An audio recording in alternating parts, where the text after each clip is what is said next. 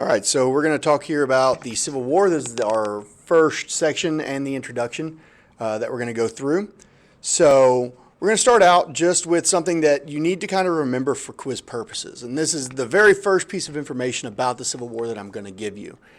The Civil War results in about the deaths of close to 750,000 Americans. Now, this is by far the bloodiest conflict in American history. We had more people die during the Civil War than all other American conflicts combined, including World War I, World War II, Spanish-American War, War of 1812, the American Revolution. To put that in comparison, during the American Revolution, somewhere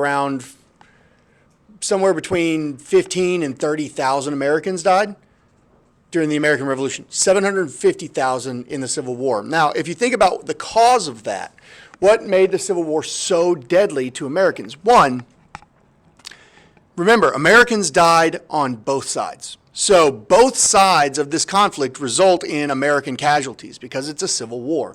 So, but this is going to touch the lives of basically everyone in the United States because of the militarization of the United States during this time. Remember, advances in technology, advances in war had really increased the ability to kill. Weapon technology is always one of the forefront leaders of technology growth. When we improve technologies, one of the first things we do is learn how to use that technology to attack other people. So you have new technologies. You're not using necessarily just muskets anymore. You're getting repeatable, fireable guns, long-range rifled guns where instead of a smoothbore musket, now you have rifles that can shoot a projectile accurately several hundred yards. Machine guns, like the old school like Gatling gun, you know what I'm talking about, where you turn the crank and it's shooting hundreds of bullets a second, and now you can just mow down people. So they start out the Civil War trying to fight it like old traditional wars where, they're lining up in fields across from each other, but they're shooting the cannons, and then you have the Gatling guns and machine guns, and it becomes very bloody. Most Northern soldiers begin fighting in order to preserve the Union. So people in the North are actually fighting not so much for a particular cause other than they don't believe the South should be able to leave, okay? Just to bring the South back. We're going to beat them and force them to rejoin the United States. But by the end, a lot of Northern soldiers are fighting to end slavery because by the time you get to the end of the war, people come to the realization that slavery is really the key issue that's going to cause the South to continue to fight. So if they end slavery, the fight will bring itself to an end. African Americans are going to continue to press the issue of emancipation through this time period, through the Civil War. And women are also going to kind of thrust themselves into very critical wartime roles. They're going to navigate a world without very many men of military age in their lives because almost all men in the United States went and fought in this war.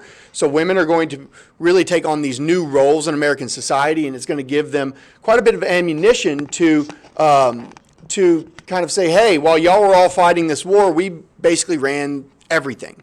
So that's going to give them a leg up on their fight for equal rights in some of those areas. It's definitely a defining event in the history of the United States, and for the Americans that get put into this war, it's going to be a very crushing and difficult war to fight because of the implications, because of the outcomes, because of the brutality and the death that is going to be encountered. It's going to become very difficult for some of these people to forget. Okay, so now here in this section, we're going to talk about what the exact moments of the Civil War's beginning. Now, in the last module, we talked about the election of Abraham Lincoln, but we're going to get a little bit more in depth with that in this section. So, the 1860 presidential election was very much a chaotic and crazy time. In April of 1860, the Democrat Party convened in Charleston, South Carolina. And South Carolina was obviously a bastion of the idea of secession, right? South Carolina during the nullification crisis was kind of the center of that. They were the ones that threatened and came up with the idea of being able to secede if you didn't like what the government was doing. And so they're going to hold the meeting there, and the goal was to nominate a candidate for their party for the presidential election. But the problem is, as we've talked about, the sectional crisis had created very deep divides, even within the Democrat Party. Northern Democrats are going to suggest the senator from Illinois, a man named Stephen Douglas. He is a pro-slavery moderate. He champions popular sovereignty. And the Southern Democrats are basically intent on endorsing someone other than Douglas, basically anyone. The party's leaders refuse to include a pro-slavery platform, and this results in the Southern delegates basically walking out of the convention, and this prevents Stephen Douglas from gaining the 2/3 majority required to get the nomination. Now, what ends up happening here is Stephen Douglas, because the Southern Democrats end up leaving, they do actually end up nominating Stephen Douglas. So, for quiz purposes, you need to know all of the people that end up running for president in 1860. One of them is Stephen Douglas. He's nominated by Northern Democrats. But the Southern Democrats don't like it. They'd say, well, it's not pro-slavery enough. The Democrat Party refuses to actually come out and straight up say, you know, the Democrat Party stands for slavery now and slavery forever, because Northern Democrats don't believe that. And so they get mad, they go off, and they decide they're going to get their own nominee. So they hold a convention in Baltimore. The convention in Baltimore then meets and nominates Douglas, and the Southerners nominate John C. Breckinridge of Kentucky. So you have Stephen Douglas of Illinois, John Breckinridge of Kentucky, and the Southern Democrats say that's who our party is going to nominate. So this party has basically split on the idea of slavery. Now, the Republicans are not really unified either. They can't figure out exactly who they want to nominate. There's several leading Republican men who are going to vie for the party's nomination. And a consensus emerges at the May 1860 convention that the party's nominee needs to be able to carry all of the free states. If the Republican nominee is well liked enough that they can carry all of the free states, because the Democrats are split, they believe they can win. And so one of the potential nominees was New York Senator William Seward, but he ends up being passed over. His pro-immigrant position is kind of a potential obstacle. He's very pro-immigrant. And if you remember, a lot of the people in the North, they're not so much anti-slavery for moral purposes as they are anti-slavery because they think slaves take jobs away from white citizens. Well, they think the immigrants do too. So the idea that he's like, hey, we should bring more immigrants in, they're like, no, we shouldn't. And so they pass over him. He does end up becoming part of the next president's cabinet, though, and ends up being the one who actually brings Alaska in, and we'll talk about that eventually. But Abraham Lincoln of Illinois, he's relatively unknown nationally, but he's very well liked from the people who know him. Remember, he had just been defeated by Stephen Douglas in Illinois for the senator seat. He was very close. I think he got like 40-something%. He was very close.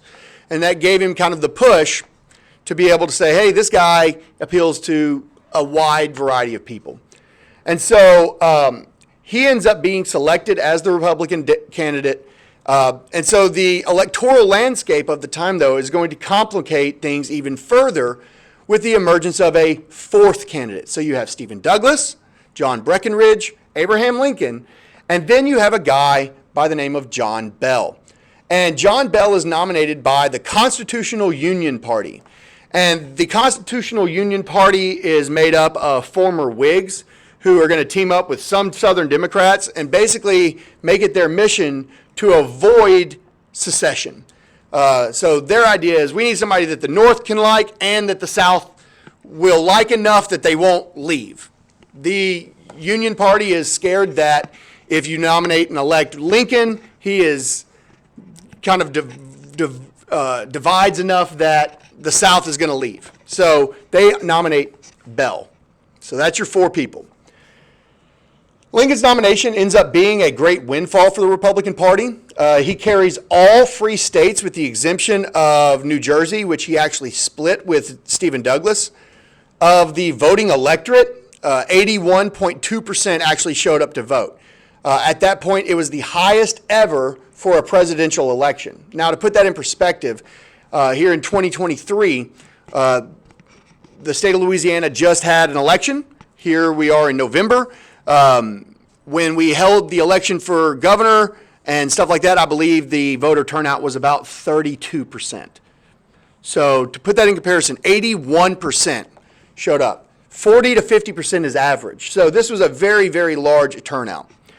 Lincoln actually received less than 40% of the popular vote, but because there were so many split, it was so split because of the 4 candidates, that his 40% actually yielded 180 electoral votes. Breckinridge actually followed second because all of the South voted for Breckinridge. And then Bell came in third, with Stephen Douglas actually only getting 12 electoral votes, despite the fact that he got 30% of the popular vote. So Lincoln got 40% of the popular vote and got 180 electoral votes. Stephen Douglas got 30% of the electoral vote and only got 12 because of how it was split and how it worked out. Now, because the Republican platform prohibited the expansion of slavery in future Western states, following his election, all Confederate states, with the exemption of Virginia, decided that Lincoln couldn't be on their ballot during the election, right? So, and that's something for quiz purposes also. So not only did he get 40%, he was only on the ballot in the northern states. That was it. And so the fact that he got 40% is pretty impressive. The election of Abraham Lincoln is a perceived threat to the institution of slavery, and this proves too much for the Deep South. South Carolina acts almost immediately, calling for a convention to declare secession. So they say, Lincoln wins, we're out, period. So this is December 20th. They hold this meeting. The election was in November. So less than a month later, they hold a meeting and say, we're leaving. The convention votes unanimously, 169 to nothing, to dissolve their union with the United States. Other states across the Deep South quickly follow suit. Mississippi adopts their own resolution January 9th, Florida on January 10th, Alabama on January 11th, Georgia on the 19th of January, Louisiana on January 26th, Texas on February 1st. However, Texas is the only state that actually put this up for a popular vote. Secession was widely popular throughout the South. Now, Confederates quickly shed their American identity and adopt a new Confederate nationalism. Confederate nationalism was based on several ideas, foremost among these being slavery. That if we end slavery, we lose everything. Remember, slavery was the anchor that held the economy of the South together. They had ignored technological innovations. They had ignored industrialization. They had ignored any advancements that would have made them more viable in a post-slavery world, and instead went all in on slavery. So they see this as an existential threat to their existence and their power and their say in the government.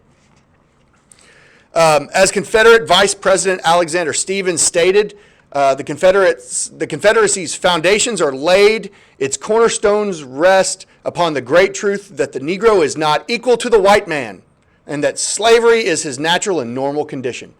This dude was a jerk, okay? This demonstrated that the South was politically overwhelmed, that the South, not only had they done so much to try and up their position in the federal government, but it had all failed, that Republicans would still be able to elect people to national office. They basically said, fine, I'm taking my toys and I'm going home because y'all don't play the way I want to play, which is super childish. Basically, the entire what becomes the Confederacy is a bunch of children throwing a fit. And so the Union's going to have to spank them because that's what you do to a child that's throwing a fit for no reason whatsoever. And they're mad that you won't let them stick their finger in a light socket. Well, slavery's the light socket. And the Union's like, we're not doing that anymore. And they're like, but I want to. And they threw a fit. Yeah.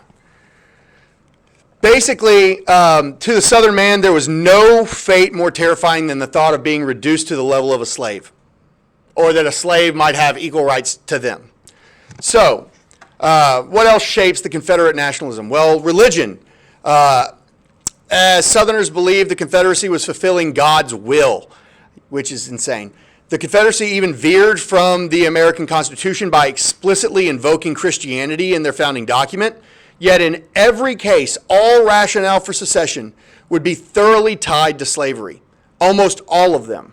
For anybody that ever tries to explain to you, and this is important because while we live in the South, there are people who try and still fly the Confederate flag and they go, no, this is about heritage. It's about, no, it's not. Every single state, just understand this, every single state that joined the Confederacy, when they did so, explicitly put the idea that slavery was one of the main reasons they were doing so. Oh, it wasn't about states' rights. It wasn't about, they claim it was about states' rights. Yes, the states' rights to say we get to have slaves.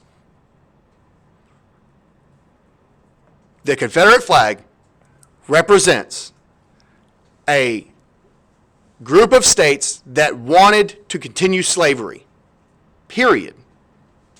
There is no ifs, ands, or buts about it. That is the truth.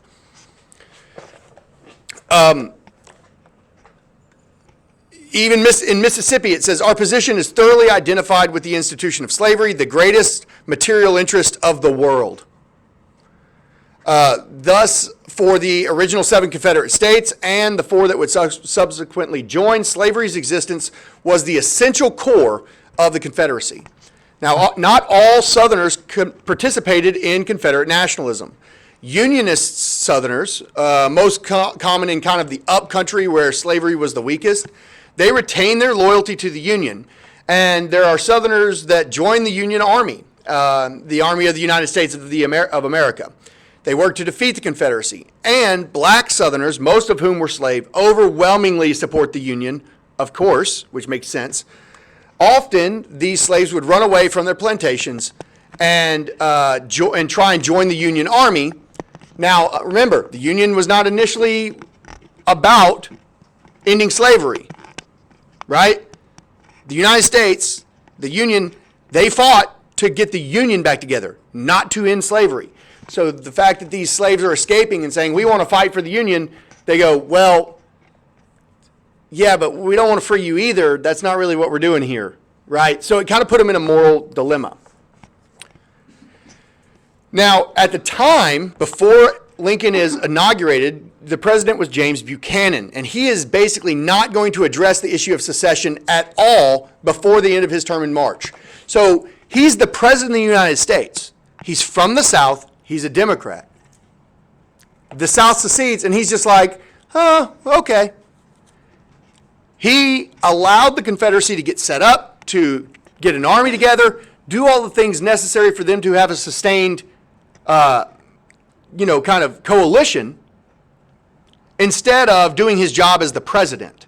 If he would have sent troops like Andrew Jackson did during the nullification crisis, when South Carolina tries to secede, if he'd have taken the U.S. Army, sent them down there, put guns in their face and say, anybody that votes to secede is a traitor and will be shot, the Civil War likely would have never happened. But the President of the United States allowed the Civil War to take place.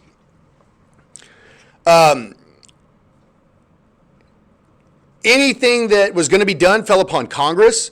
You had specifically a committee of 13, which included Stephen Douglas, William Seward, Robert Toombs, in which became known, and they came up with a compromise that was named after a guy named John Crittenden. Crittenden proposed a series of constitutional amendments that guaranteed slavery in the southern states, denied the federal government interstate slave trade regulatory power, and offered to compensate owners of unrecovered fugitive slaves. So basically he said, guys, they won't leave if we just make slavery part of the Constitution, which is a terrible idea. Obviously, that does not get voted in, but it actually ended up failing in the Senate by 25 to 23 vote. So it was really close. We were only 2 votes away from having slavery put in as a constitutional amendment. So dodged a bullet there for sure. Obviously, this means that reconciliation is going to be impossible. The 7 states that had seceded meet in Montgomery, Alabama on February 4th to organize their new nation. They select Jefferson Davis of Mississippi as president. They established a capital in Montgomery, Alabama, but later it's going to move to Richmond, Virginia. Whether other states of the Upper South are going to join the Confederacy wasn't clear yet, but by early spring of 1861, North Carolina and Tennessee had still not held their conventions, while voters in Virginia, Missouri, Arkansas actually initially voted down secession. The Union was looking pretty good. They thought they were going to be able to hold it to just 7 states. Unfortunately, this is not going to stay that way.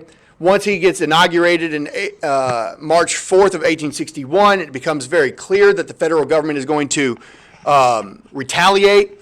This pushes those other states to eventually join, like Arkansas, Virginia, Tennessee. They're eventually going to end up joining the Confederacy. And that is where we're going to leave off for today.